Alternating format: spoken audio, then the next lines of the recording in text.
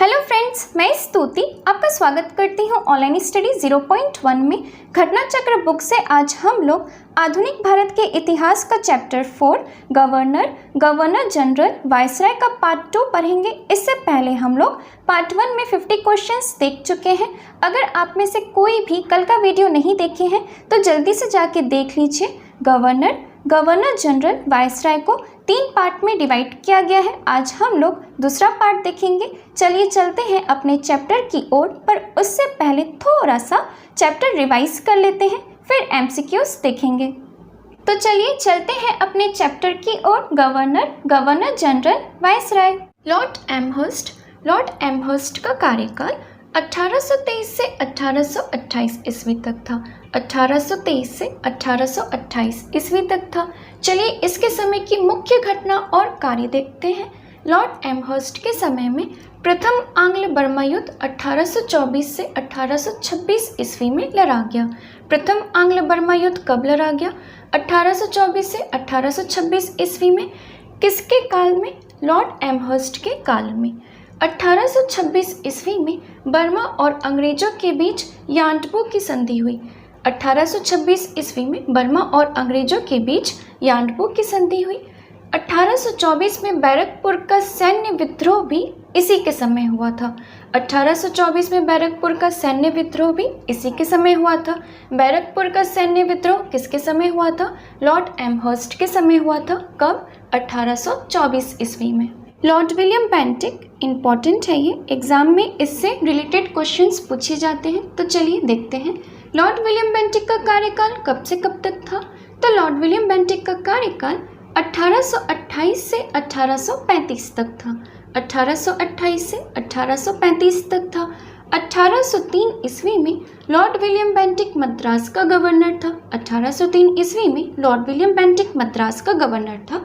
इसी के समय में जो है 1806 में माथे पर जागते चिन्ह ना लगाने और कानों में बालियां ना पहनने देने पर वेलोर के सैनिकों ने विद्रोह कर दिया था। किसके समय में विद्रोह किया? तो लॉर्ड विलियम बेंटिक के समय में किया, वेलोर के सैनिकों ने। 1833 के चार्टर एक्ट द्वारा बंगाल के गवर्नर जनरल को भारत का गवर्नर जनरल बना दिया गया और इस प्रकार से जो है भारत का प्रथम governor general Lord William Bentinck हुआ। भारत का प्रथम गवर्नर जनरल कौन हुआ? Lord William Bentinck. अच्छा, बंगाल का प्रथम गवर्नर जनरल कौन था? तो बंगाल का प्रथम गवर्नर जनरल वॉरेन हेस्टिंग्स था। कौन था? वॉरेन हेस्टिंग्स था। क्वेश्चन आपसे पूछेगा, लॉर्ड विलियम बेंटिक जो भारत के गवर्नर जनरल बनकर आए थे, सबसे पहले किस क्षेत्र में आए थे? तो आपका आंसर होगा 1803 में मद्रास के गवर्नर बनकर आए थे। 1803 में मद्रास के गवर्नर बनकर आए थे। चलिए अब लॉर्ड विलियम बेंटिक के कार्यकाल की कुछ मुख्य घटना और कार्य को देखते हैं। लॉर्ड विलियम बेंटिक के शासनकाल में कोई भी युद्ध नहीं हुआ और लॉर्ड विलियम बेंटिक का जो शासनकाल था वो शांति का काल रहा था। लॉर्ड विलियम बेंटिक ने 1829 ईस्वी में राजा राम मोहन राय की सहायता से सती प्रथा पर प्रतिबंध लगा दिया। इसके बाद लॉर्ड विलियम बेंटिक ने शिशुवध पर भी प्रतिबंध लगाया। देखिए, लॉर्ड विलियम बेंटिक ने राजा राम मोहन राय के सहयोग से 1829 ईस्वी में सती प्रथा को समाप्त कर दिया। लॉर्ड विलियम बेंटिक ने इस प्रथा के खिलाफ कानून बनाकर 1829 ईस्वी में धारा 17 के द्वारा विधवाओं के सती होने को अवैध घोषित कर दिया। इसके बाद जो है लॉर्ड विलियम बेंटिक ने शिशुवध पर भी प्रतिबंध लगाया। क्वेश्चन आपसे पूछेगा, सती प्रथा पर पाबंदी किसने लगाई? तो लॉर्ड विलियम बेंटिक ने लगाई। लॉर्ड विलियम बेंटिक के द्वारा सती प्रथा किस वर्ष समाप्त की गई? तो 1829 ईस्वी में। लॉर्ड विलियम बेंटिक ने राजा राम मोहन राय के सहयोग से 1829 ईस्वी में सती प्रथा को समाप्त कर दिया। लॉर्ड विलियम बेंटिक के कार्यकाल में देवी देवताओं को नर बलि देने की प्रथा का भी अंत कर दिया गया। देवी देवताओं को नर बलि देने की प्रथा का अंत किसके कार्यकाल में किया गया? तो लॉर्ड विलियम बेंटिक के कार्यकाल में। लॉर्ड विलियम बेंटिक ने कर्नल स्लीमन की सहायता से 1830 ईस्वी तक ठगी प्रथा को समाप्त कर दिया। लॉर्ड विलियम बेंटिक ने कर्नल स्लीमन की सहायता से 1830 ईस्वी तक ठगी प्रथा को समाप्त कर दिया। अब आपसे क्वेश्चन पूछेगा, ठगों का उन्मूलन किसके नेतृत्व में हुआ था? तो ठगों का उन्मूलन कैप्टन स्लीमन के नेतृत्व में हुआ था। लॉर्ड विलियम बेंटिक के समय मैकाले की अनुशंसा पर अंग्रेजी को शिक्षा का माध्यम बनाया गया। लॉर्ड विलियम बेंटिक के समय मैकाले की अनुशंसा पर अंग्रेजी को शिक्षा का माध्यम बनाया गया। मैकाले द्वारा कानून का वर्गीकरण भी किया गया। अब आपसे क्वेश्चन पूछेगा, अंग्रेजी को शिक्षा का माध्यम बनाया गया, तो 1835 ईस्वी में अंग्रेजी को शिक्षा का माध्यम बनाया गया। लॉर्ड विलियम बेंटिक ने 1831 ईस्वी में मैसूर और 1834 ईस्वी में कुर्ग और कछार के रियासतों को अपने प्रदेश में मिला लिया, क्योंकि वहाँ बहुत अधिक अव्यवस्था थी। चार्ल्स मेडकॉफ का कार्यकाल कब से कब तक था? तो 1835 से 1836 ईस्वी तक। 1835 से 1836 ईस्वी तक। चलिए इसके कार्यकाल की मुख्य घटना और कार्य को देखते हैं। चार्ल्स मेडकॉफ ने अपने 1 वर्ष के कार्यकाल में प्रेस पर से नियंत्रण हटाया, इसीलिए चार्ल्स मेडकॉफ को भारतीय प्रेस का मुक्तिदाता कहा जाता है। भारतीय प्रेस का मुक्तिदाता किसे कहा जाता है? चार्ल्स मेडकॉफ को भारतीय प्रेस का मुक्तिदाता कहा जाता है। लॉर्ड ऑकलैंड का कार्यकाल कब से कब तक था? 1836 से 1842 ईस्वी तक। चलिए लॉर्ड ऑकलैंड के समय की मुख्य घटना और कार्य को देखते हैं। लॉर्ड ऑकलैंड के समय की सबसे महत्वपूर्ण घटना है प्रथम आंग्ल अफगान युद्ध 1839 से 1842 ईस्वी। देखिए लॉर्ड ऑकलैंड के समय की सबसे महत्वपूर्ण घटना है प्रथम आंग्ल अफगान युद्ध, और प्रथम आंग्ल अफगान युद्ध कब हुआ था?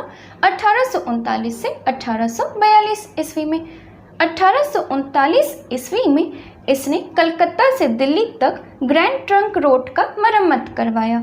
1839 ईस्वी में लॉर्ड ऑकलैंड ने कलकत्ता से दिल्ली तक ग्रैंड ट्रंक रोड का मरम्मत करवाया। इसी के समय भारतीय विद्यार्थियों को डॉक्टरी की शिक्षा हेतु विदेश जाने की अनुमति ब्रिटिश संसद ने प्रदान की। लॉर्ड ऑकलैंड के समय में ही भारतीय विद्यार्थियों को डॉक्टरी की शिक्षा के लिए विदेश जाने की अनुमति ब्रिटिश संसद ने प्रदान की। लॉर्ड एलनब्रो, इम्पॉर्टेंट है ये। लॉर्ड एलनब्रो का कार्यकाल कब से कब तक था? 1842 से 1844 ईस्वी तक। कब से कब तक? 1842 से 1844 ईस्वी तक। चलिए अब लॉर्ड एलनब्रो के कार्यकाल की कुछ मुख्य घटना और कार्य को देखते हैं। लॉर्ड एलनब्रो के समय में प्रथम आंग्ल अफगान युद्ध समाप्त हुआ। प्रथम आंग्ल अफगान युद्ध किसके समय समाप्त हुआ? लॉर्ड एलनब्रो के समय समाप्त हुआ। सिंध को अगस्त 1843 ईस्वी में पूर्ण रूप से ब्रिटिश साम्राज्य में मिला लिया गया। अगस्त 1843 ईस्वी में सिंध को पूर्ण रूप से ब्रिटिश साम्राज्य में मिला लिया गया। एक चीज़ आप और याद रखिएगा, सिंध विजय के विषय में नेपियर का कथन है कि वह अफगानी तूफान की पूंछ थी। वह अफगानी तूफान की पूंछ थी। यहाँ आपसे क्वेश्चन पूछा जाएगा, सिंध पर ब्रिटिश ने कब्जा किया, कब किया था? 1843 ईस्वी में किया था। अंग्रेजों द्वारा सिंध विजय संपन्न हुआ तो लॉर्ड एलनब्रो के समय में। किसके समय में? लॉर्ड एलनब्रो के समय में। दास प्रथा का उन्मूलन भी इसी के समय हुआ, 1843 के एक्ट 5 के तहत। दास प्रथा का उन्मूलन भी लॉर्ड एलनब्रो के समय हुआ, 1843 के एक्ट 5 के तहत। आपसे क्वेश्चन पूछा जाएगा, दास प्रथा का अंत कब हुआ और किसके द्वारा हुआ? तो आपका आंसर होगा 1843 में हुआ और लॉर्ड एलनब्रो के द्वारा हुआ। लॉर्ड हार्डिंग का कार्यकाल कब से कब तक था? 1844 से 1848 ईस्वी तक। 1844 से 1848 ईस्वी तक। चलिए अब हम लोग लॉर्ड हार्डिंग के काल की मुख्य घटना और कार्य को देखते हैं। लॉर्ड हार्डिंग के काल की सबसे महत्वपूर्ण घटना थी प्रथम आंग्ल सिख युद्ध। लॉर्ड हार्डिंग के काल की सबसे महत्वपूर्ण घटना कौन सी थी? प्रथम आंग्ल सिख युद्ध। प्रथम आंग्ल सिख युद्ध कब हुआ? 1845 ईस्वी से 1846 ईस्वी में। इस युद्ध में अंग्रेज विजयी हुए। इस युद्ध में कौन विजयी हुए थे? अंग्रेज विजयी हुए थे। लॉर्ड हार्डिंग ने नरबली प्रथा पर प्रतिबंध लगाया था। लॉर्ड हार्डिंग ने नरबली प्रथा पर प्रतिबंध लगाया था। लॉर्ड डलहौजी, इम्पॉर्टेंट है ये, तो चलिए देखते हैं लॉर्ड डलहौजी का कार्यकाल कब से कब तक था। लॉर्ड डलहौजी का कार्यकाल 1848 से 1856 तक था।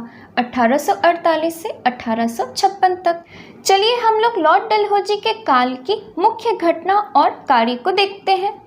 लॉर्ड डलहौजी के समय में द्वितीय आंग्ल सिख युद्ध 1848 से 49 ईस्वी और 1849 ईस्वी में पंजाब का ब्रिटिश शासन में विलय और सिख राज्य का प्रसिद्ध हीरा कोहिनूर महारानी विक्टोरिया को भेज दिया गया।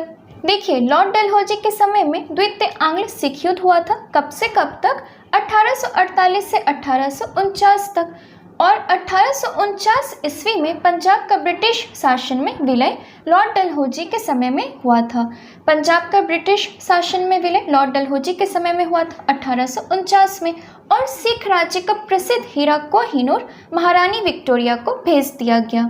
लॉर्ड डलहौजी के कार्यकाल में 1851 से 1852 ईस्वी में द्वितीय आंग्ल बर्मा युद्ध लड़ा गया और 1852 में बर्मा के लोअर बर्मा और पिगो राज्य को ब्रिटिश में मिला लिया गया। देखिए, लॉर्ड डलहौजी के कार्यकाल में 1851 से 1852 में द्वितीय आंग्ल बर्मा युद्ध लड़ा गया था। द्वितीय आंग्ल बर्मा युद्ध कब लड़ा गया था? 1851 से 1852 ईस्वी में। किसके समय? लॉर्ड डलहौजी के समय। और 1852 में बर्मा के लोअर बर्मा और पिगो राज्य को ब्रिटिश साम्राज्य में मिला लिया गया। लॉर्ड डलहौजी के शासनकाल में ही भारत में रेलवे और संचार प्रणाली का विकास हुआ। भारत में रेलवे और संचार प्रणाली का विकास किसके शासनकाल में हुआ था? तो लॉर्ड डलहौजी के शासनकाल में ही भारत में रेलवे और संचार प्रणाली का विकास हुआ। लॉर्ड डलहौजी के कार्यकाल में वुड का निर्देश पत्र यानी वुड डिस्पैच आया, जिसे भारत में शिक्षा सुधारों के लिए मैग्ना कार्टा कहा जाता है। वुड का निर्देश पत्र किसके कार्यकाल में आया? तो लॉर्ड डलहौजी के कार्यकाल में आया। लॉर्ड डलहौजी ने 1852 ईस्वी में एक इनाम कमीशन की स्थापना की, जिसका उद्देश्य भूमि कर रहित जागीरों का पता कर उन्हें छीनना था। 1852 ईस्वी में एक इनाम कमीशन की स्थापना की गई। इसका उद्देश्य क्या था? तो इसका उद्देश्य था भूमि कर रहित जागीरों का पता करके उन्हें छीनना। लॉर्ड डलहौजी का जो शासनकाल था ना, वो उसके व्यक्तिगत सिद्धांत यानी डॉक्ट्रिन ऑफ लैप्स के कारण अधिक याद किया जाता है। इस नीति के अंतर्गत अंग्रेजी साम्राज्य में विलय किए गए राज्य थे सतारा 1848 में, जेतपुर और संभलपुर 1849 में, बघाट 1850 में, उदयपुर 1852 में, झांसी 1853 में और नागपुर 1854 में। सतारा 1848 में, जेतपुर और संभलपुर 1849 में, बघाट 1850 में, उदयपुर 1852 में, झांसी 1853 में और नागपुर 1854 में। क्वेश्चन आपसे पूछा जाएगा, लॉर्ड डलहौजी की विलय नीति का प्रथम शिकार कौन हुआ था? लॉर्ड डलहौजी की विलय नीति का प्रथम शिकार कौन हुआ था? कौन हुआ था? सतारा हुआ था। कब? 1848 ईस्वी में। 1856 ईस्वी में अवध को कुशासन का आरोप लगाकर अंग्रेजी राज्य में मिला लिया गया। उस समय अवध का नवाब कौन था? उस समय अवध का नवाब वाजिद अली शाह था। कौन था? वाजिद अली शाह था। क्वेश्चन आपसे पूछा जाएगा, लॉर्ड डलहौजी द्वारा अवध का अंग्रेजी राज्य में विलय किस रीति से हुआ था?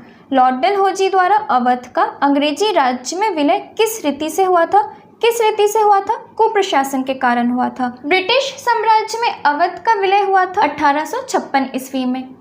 लॉर्ड डलहौजी ने 1856 ईस्वी में तोपखाने के मुख्यालय को कलकत्ता से मेरठ स्थानांतरित किया और सेना का मुख्यालय शिमला में स्थापित किया। सेना का मुख्यालय कहाँ स्थापित किया? शिमला में स्थापित किया। लॉर्ड डलहौजी ने 1854 ईस्वी में नया डाकघर अधिनियम पोस्ट ऑफिस एक्ट पारित किया, जिसके द्वारा भारत में पहली बार डाक टिकटों का प्रचलन प्रारंभ हुआ। लॉर्ड डलहौजी को भारत में रेलवे का जनक माना जाता है। भारत में रेलवे का जनक किसे माना जाता है? लॉर्ड डलहौजी को। लॉर्ड डलहौजी के समय में भारत में पहली बार 16 अप्रैल 1853 ईस्वी में बम्बई से थाने के बीच प्रथम रेल चलाई गई। 16 अप्रैल 1853 ईस्वी में बम्बई से थाने के बीच प्रथम रेल चलाई गई। किसके कार्यकाल में? लॉर्ड डलहौजी के कार्यकाल में। क्वेश्चन आपसे पूछेगा, भारत में प्रथम रेलवे लाइन किस ब्रिटिश गवर्नर के समय बिछाई गई थी? तो किसके समय बिछाई गई थी? लॉर्ड डलहौजी के समय। भारत में पहली रेलवे लाइन कब शुरू हुई थी? भारत में पहली रेलवे लाइन कब शुरू हुई थी? 1853 में हुई थी। कब हुई थी? 1853 में। लॉर्ड डलहौजी ने पृथक रूप से भारत में पहली बार सार्वजनिक निर्माण विभाग की स्थापना की। लॉर्ड डलहौजी ने पृथक रूप से भारत में पहली बार सार्वजनिक निर्माण विभाग की स्थापना की। लॉर्ड डलहौजी ने शिमला को ग्रीष्मकालीन राजधानी बनाया। लॉर्ड कैनिंग का कार्यकाल कब से कब तक था? तो लॉर्ड कैनिंग का कार्यकाल 1856 से 1862 ईस्वी तक था। 1856 से 1862 ईस्वी तक था। ये भारत में कंपनी द्वारा नियुक्त अंतिम गवर्नर जनरल था और ब्रिटिश सम्राट के अधीन नियुक्त भारत का प्रथम वायसराय था। यह भारत में कंपनी द्वारा नियुक्त अंतिम गवर्नर जनरल था और ब्रिटिश सम्राट के अधीन नियुक्त भारत का प्रथम वायसराय था। भारत का प्रथम वायसराय कौन था? Lord Canning. चलिए हम लोग लॉर्ड कैनिंग के कार्यकाल की मुख्य घटना और कार्य को देखते हैं। लॉर्ड कैनिंग के कार्यकाल की सबसे महत्वपूर्ण घटना 1857 का विद्रोह था। इसी विद्रोह के बाद प्रशासनिक सुधार के अंतर्गत भारत का शासन कंपनी के हाथों से सीधे ब्रिटिश सरकार के नियंत्रण में ले लिया गया। 1857 का विद्रोह किसके कार्यकाल में हुआ था? लॉर्ड कैनिंग के कार्यकाल में हुआ था। लॉर्ड कैनिंग के समय में 1861 में उच्च न्यायालय अधिनियम बनाया गया, जिसके अनुसार पुरानी सुप्रीम कोर्ट और सदर अदालतों को समाप्त कर दिया गया और कलकत्ता, मद्रास और मुंबई में एक एक उच्च न्यायालय की स्थापना की गई। लॉर्ड कैनिंग के कार्यकाल में आईपीसी, सीपीसी, सीआरपीसी जैसे दंड विधियों को पारित किया गया।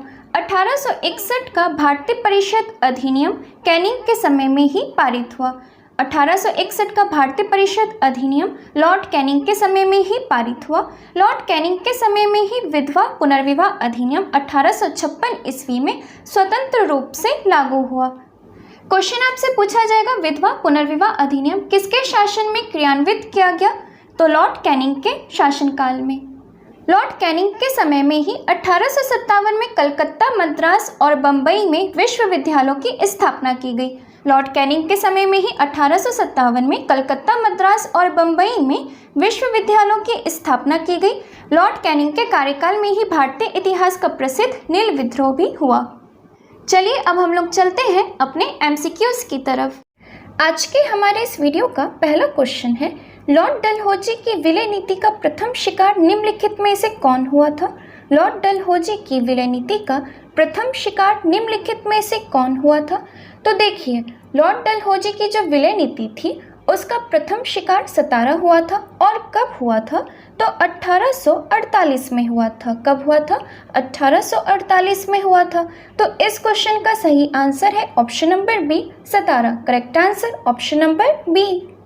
Next question, James Andrews Ramsay Bharat के किस गवर्नर जनरल का वास्तविक नाम था?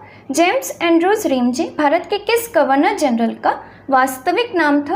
ये लॉर्ड डलहौजी का वास्तविक नाम था। तो इस क्वेश्चन का सही आंसर है option number A, Lord Dalhousie.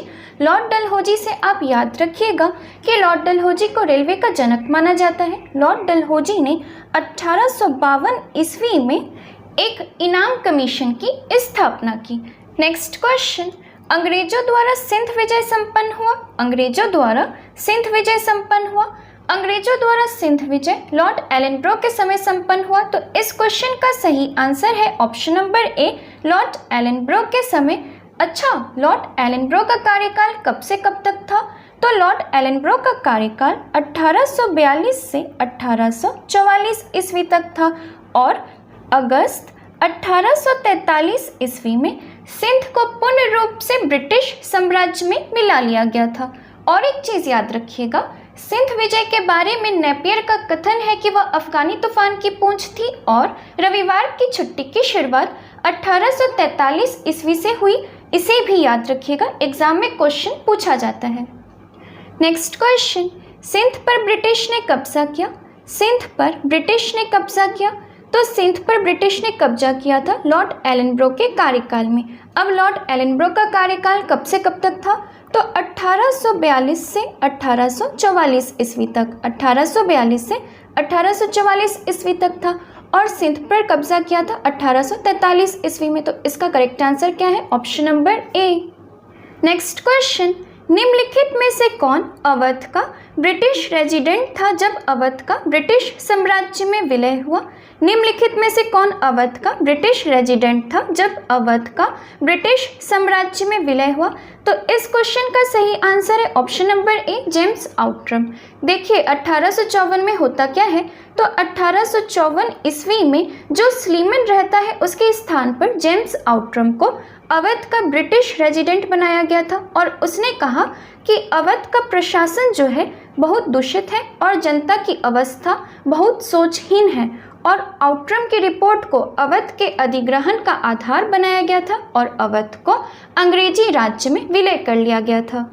Next question, Bharat में प्रथम रेलवे लाइन किस ब्रिटिश गवर्नर के समय बिछाई गई थी? भारत में प्रथम रेलवे लाइन किस ब्रिटिश गवर्नर के समय बिछाई गई थी?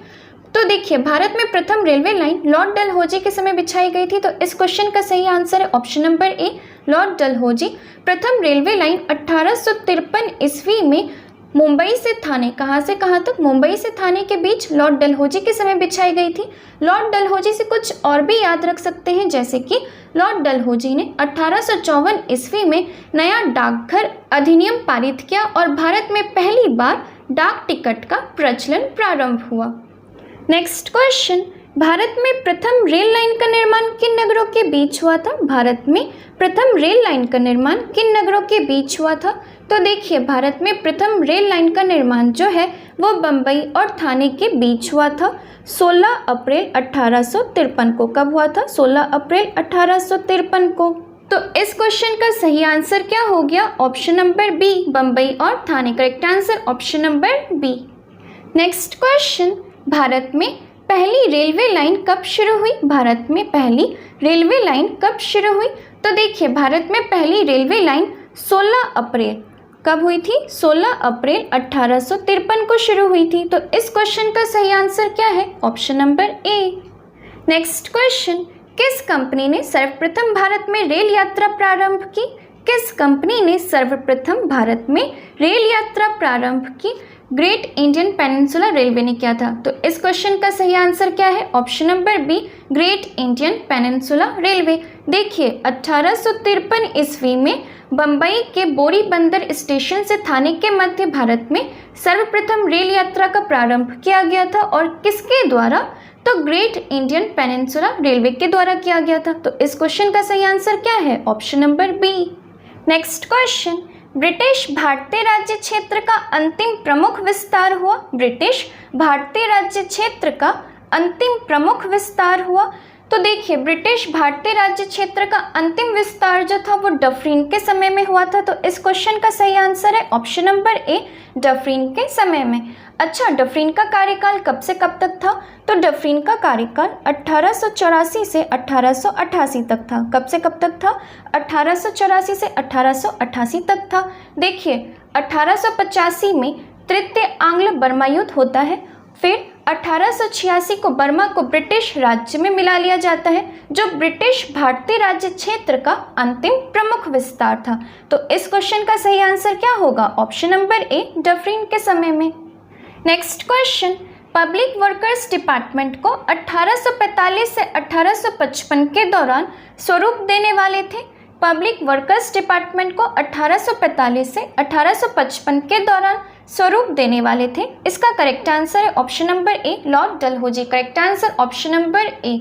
डलहौजी से पूर्व सार्वजनिक निर्माण का कार्य एक सैनिक बोर्ड पर था, लेकिन जब डलहौजी का कार्यकाल आता है तो पहली बार एक अलग सार्वजनिक निर्माण विभाग बनाया गया। नेक्स्ट क्वेश्चन, विधवा पुनर्विवाह अधिनियम किसके शासन में क्रियान्वित किया गया? विधवा पुनर्विवाह अधिनियम किसके शासन में क्रियान्वित किया गया? तो विधवा पुनर्विवाह अधिनियम लॉर्ड कैनिंग के शासन में क्रियान्वित किया गया। तो इस क्वेश्चन का सही आंसर है option number B, Lord Canning. अच्छा, लॉर्ड कैनिंग का शासनकाल कब से कब तक था?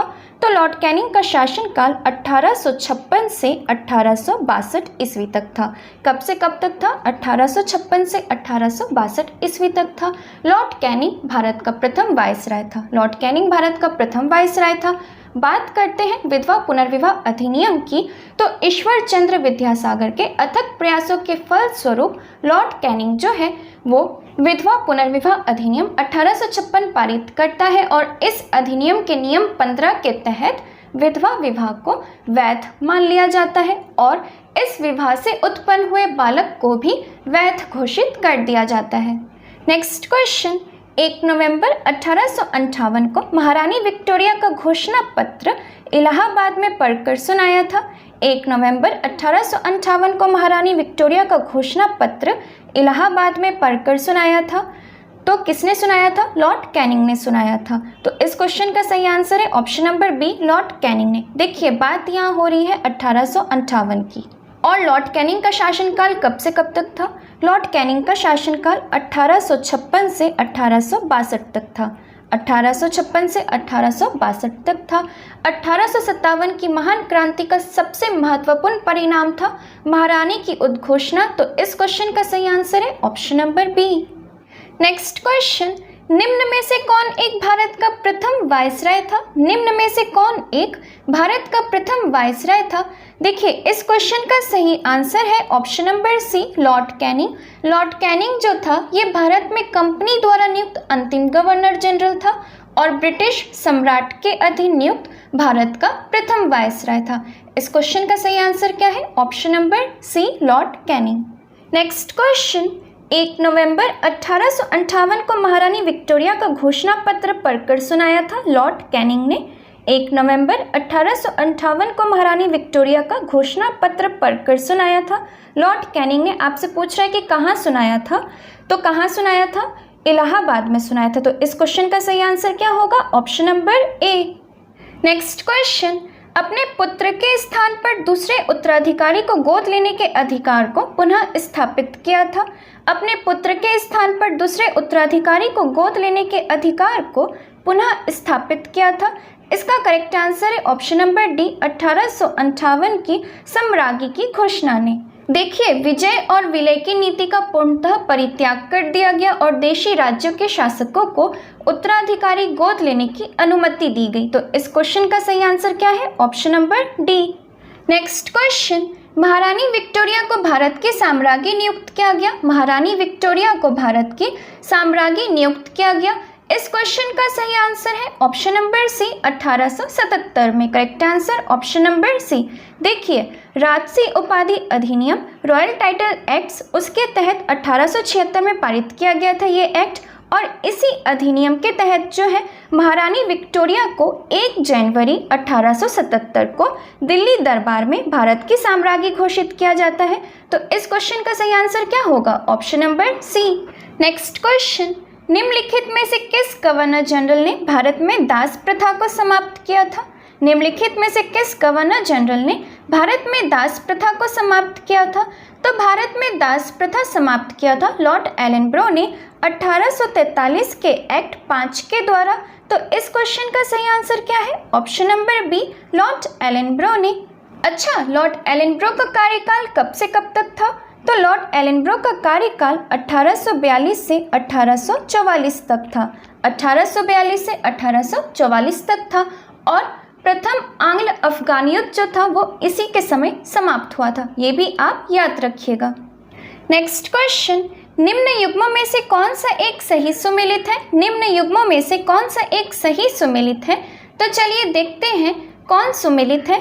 पहला ऑप्शन है लॉर्ड कॉर्नवालिस स्थायी बंदोबस्त, ये सुमेलित है और कब? तो 1793 में। दूसरा ऑप्शन है लॉर्ड वेलेस्ली चतुराईपूर्ण निष्क्रियता, ये गलत है। यहाँ पर जॉन लॉरेंस होना चाहिए, ना कि लॉर्ड वेलेस्ली। तीसरा ऑप्शन है लॉर्ड डलहौजी सहायक संधि, ये भी गलत है क्योंकि यहाँ पर लॉर्ड वेलेस्ली होना चाहिए, ना कि लॉर्ड डलहौजी।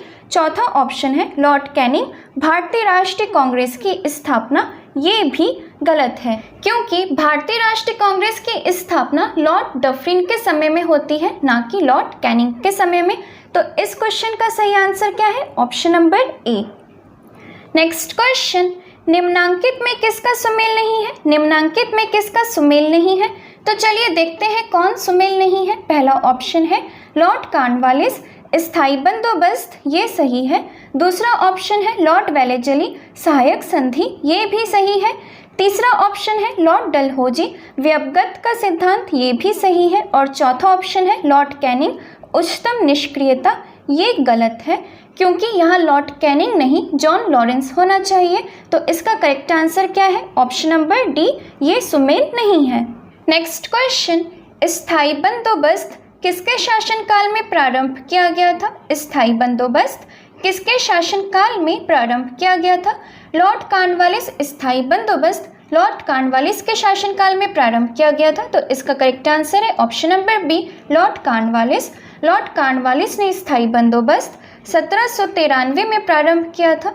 स्थायी बंदोबस्त के तहत जमींदारों को भू राजस्व का लगभग 90% भाग कंपनी को और लगभग 10% भाग ही अपने पास रखना होता था। तो इस क्वेश्चन का सही आंसर क्या हो गया? Option number B, Lord Cornwallis.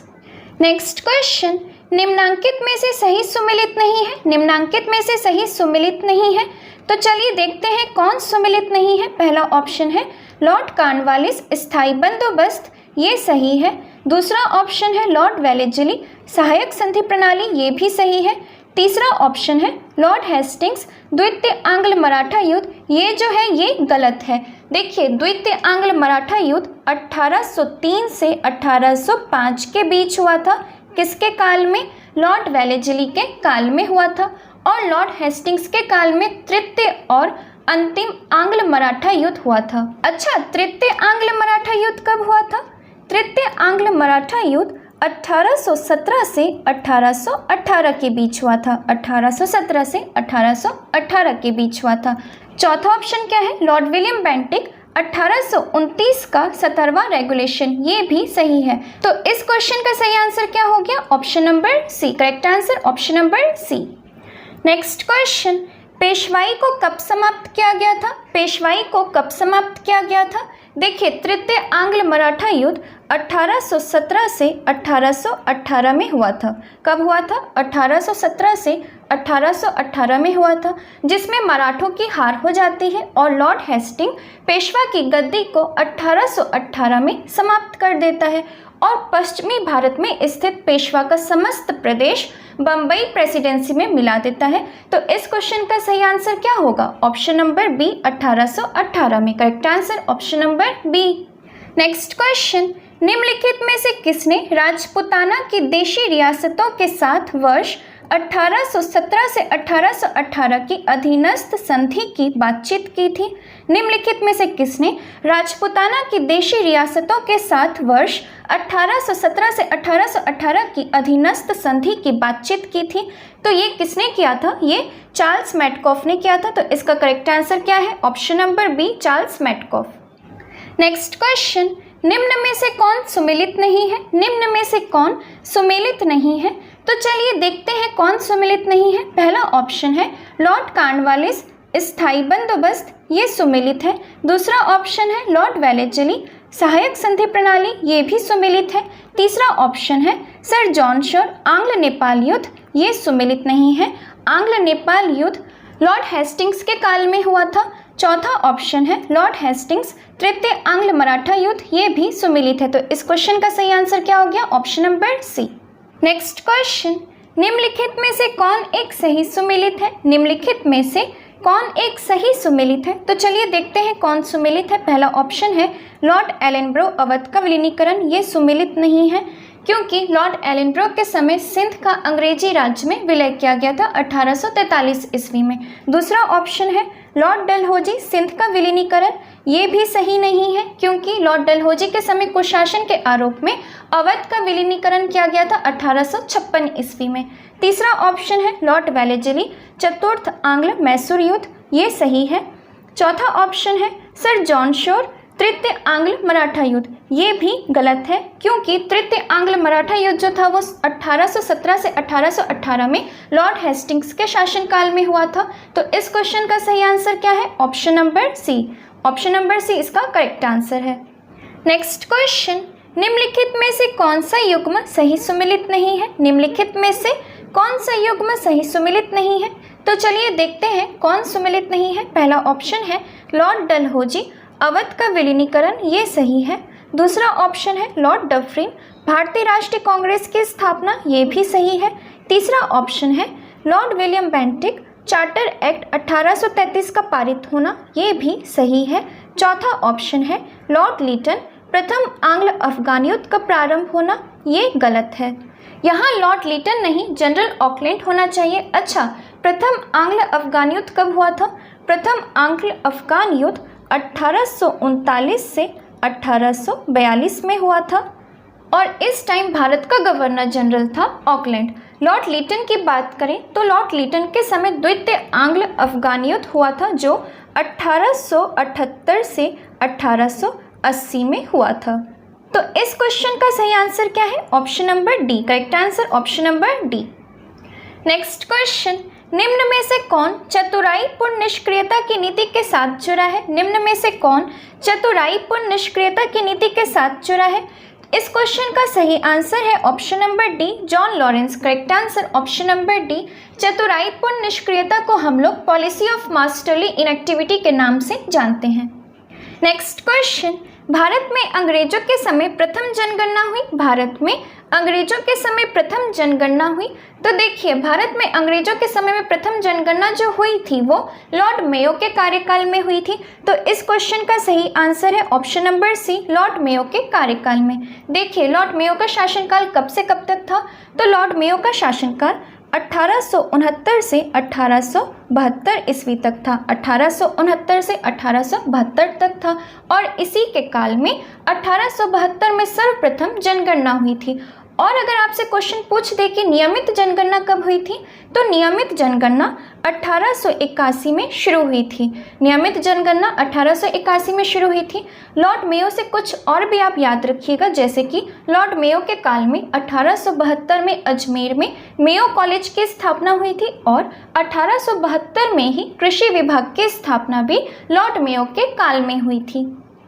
Next question, वह कौन व्यक्ति था जिसने भारत में पहली बार जनसंख्या की जनगणना करवाई? वह कौन व्यक्ति था जिसने भारत में पहली बार जनसंख्या की जनगणना करवाई?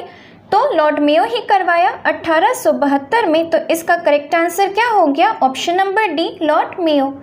नेक्स्ट क्वेश्चन, किस वायसराय की हत्या अंडमान निकोबार द्वीप समूह में जब वे भ्रमण पर थे एक दंडित अपराधी द्वारा की गई थी? किस वायसराय की हत्या अंडमान निकोबार द्वीप समूह में जब वे भ्रमण पर थे एक दंडित अपराधी द्वारा की गई थी?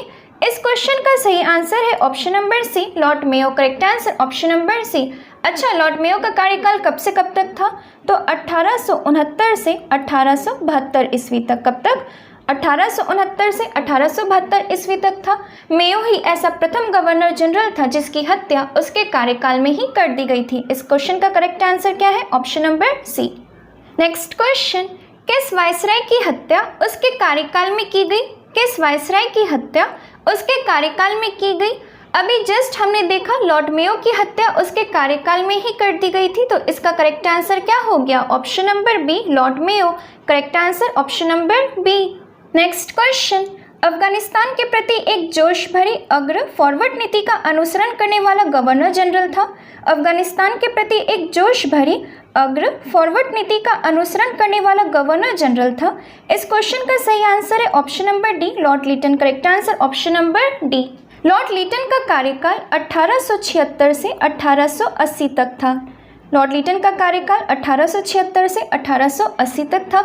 इसके काल की मुख्य बात यह है कि इसके कार्यकाल में 1878 में वर्नाकुलर प्रेस एक्ट पारित किया गया और इसी के समय 1878 ईस्वी को भारतीय शस्त्र अधिनियम पारित हुआ।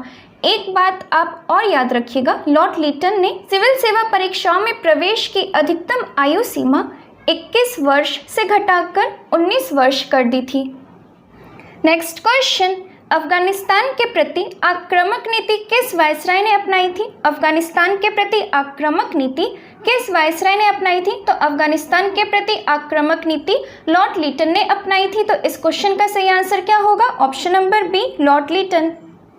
नेक्स्ट क्वेश्चन, कौन भारत का वायसराय सबसे दीर्घ काल तक रहा? कौन भारत का वायसराय सबसे दीर्घ काल तक रहा? देखिए, लॉर्ड कर्जन की बात करते हैं तो ये कब से कब तक रहा था? 1899 से 1905 तक। 1899 से 1905 तक मतलब कितने साल हो गए? 7 साल हो गए। लॉर्ड डफरिन की बात करें तो ये कब से कब तक रहा था? 1884 से 1888 तक। कब से कब तक? 1884 से 1888 तक, मतलब कितने साल? 4 साल। लॉर्ड हार्डिंग की बात करें तो ये कब से कब तक था? ये 1910 से 1916 तक था। 1910 से 1916 तक था, मतलब कितने साल हो गए? 6 साल। और अगर बात लॉर्ड मेयो की करें तो ये कब से कब तक था? लॉर्ड मेयो 1869 से 1872 तक था। 1869 से 1872 तक, तो कितने साल हो गए? 3 साल हो गए। तो इस क्वेश्चन का सही आंसर क्या होगा? Option number A, Lord Curzon. Correct answer option number A. अगर आपको ये वीडियो अच्छी लगी हो और हेल्पफुल लगी हो तो प्लीज़ वीडियो को लाइक कीजिएगा और अपने दोस्तों के साथ शेयर ज़रूर कीजिएगा। और अगर आपने चैनल को सब्सक्राइब नहीं किया है तो जल्दी से जाके सब्सक्राइब कर लीजिए और बेल आइकन को भी प्रेस कर लीजिएगा, जिससे वीडियो से जुड़ी नोटिफिकेशन आपको मिलती रहे। और मुझे कमेंट में ज़रूर बताइएगा कि आपको ये वीडियो कैसा लगा। मिलते हैं नेक्स्ट वीडियो में।